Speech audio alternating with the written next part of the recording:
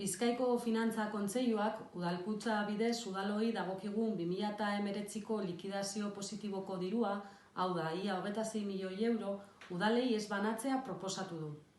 Badakigu gizarte moduan momentu latzak bizitzen ari garela, eta erakunde guztion jarduna baldintzatuta egongo dela maila ekonomikoan. Horregaitik, momentu honek erantzunkizunez jokatzea eta lehentasunak argi izatea eskatzen digut denoi. Baina ez dezagun ahaztu, udalak direla herritarrengandik hurbilen dauden erakundeak eta herritarrek jotzen duten lehenengo atea gehienetan.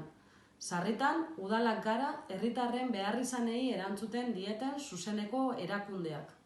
Udalak COVID-19ak eragindako osasun larrialdia kudeatzen gaude. Egoera honetan beharrezkoak garela erakutsi dugu eta orain ondorioak kudeatzera jo beharko dugu. Inorra atzean geratu ez daiten bizkaitarrok udalak osasuntsu eta indartsu behar ditugu. Pertsonen beharrizanak erdian jartzeko udalkutzako gerakin hori beharrezkoa dugu. Zaindu ditzagun bizkaitarrak hurbilen dituzten erakundeetatik.